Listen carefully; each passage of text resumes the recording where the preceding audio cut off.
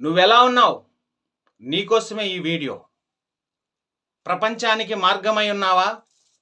ప్రపంచానికి వెలుగై ఉన్నావా? ప్రపంచానికి దేవుని యొక్క మార్గమై ఉన్నావా? వెలుగై ఉన్నావా అని ఒకసారి ఆలోచన చేయి. నిన్ను చూసి అనేకులు జీవ మార్గంలోనికి రావాలి. నిన్ను చూసి అనేకులు క్రీస్తుని వెంబడించాలి. నిన్ను చూసి అనేకులు సత్యము వద్దకు పరుగులు తీయాలి. నీ ప్రవర్తన, నీ జీవన విధానం, నీ ఆలోచనలు నీ దేవుడిని వారి ఎదుట కనబరచాలి. విశ్వమును సృజించిన దేవుడిని కలిగి ఉన్నావు. సమస్త మానవాళిని సృజించిన దేవుడిని కిరీటంగా ధరించి ఉన్నావు. నీ హృదయాంతరంగంలో నీ దేవుడు కొలువై ఉన్నాడు. అయితే నువ్వెలా ఉన్నావు? అనేకులకు మాదిరిగా ఉన్నావా? లేక అనేకులు నిన్ను విమర్శించే విధంగా ఉన్నావా? నీ క్రియలు దేవునికి మేలుకరంగా ఉన్నాయా?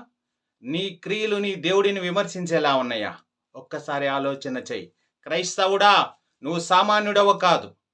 ఈ భూమి మీద అత్యంత విలువ కలిగినటువంటి దేవుని రక్తము చేత కొనబడిన వాడవు. సాక్షాత్తు పరమాత్ముడే తన రక్త ప్రోక్షణ ద్వారా నిన్ను కొన్నాడు. నువ్వు అసాధారణమైన వ్యక్తివి. అనేకులకు వెలుగుగా ఉండదగిన వ్యక్తివి. నిన్ను చూసి జీవితాలు మార్చబడాలి. నిన్ను చూసి బ్రతుకులు మార్చబడాలి. నిన్ను చూసి అనేకులు సత్య మార్గంలోనికి రావాలి. నీవు ఒక శక్తివి. నీకు కనిపించిన ఒక దేవదేవుడు ఉన్నాడు. విశ్వమును పాలించే ఓ మహోన్నతమైనటువంటి ప్రక్రియలోనికి వెళ్ళబోచున్న వాడవు.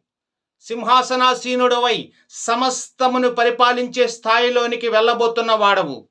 నువ్వు దేనికి భయపడవద్దు, దిగులు పడవద్దు, విచారించవద్దు. నీవు నమ్మిన దేవుడు నిజమైన దేవుడు. అయితే నువ్వు ఎలా ఉన్నావు? నువ్వు మాదిరిగా ఉన్నావా? క్రీస్తుకి అవమానకరంగా ఉన్నావా? సకల జనులు నిన్ను ఏలెత్తి చూపించే స్థితిలో ఉన్నావా? సకల జనులకు ఆశీర్వాదకరంగా ఉన్నావా? ఒక్కసారి ఆలోచించుకో. ఈ సృష్టిలో నిన్ను మించిన గనుడు మరొకరు లేరు. ఈ సృష్టిలో ఒక ఉన్నతమైన శక్తి కలిగిన వాడవు నీవు.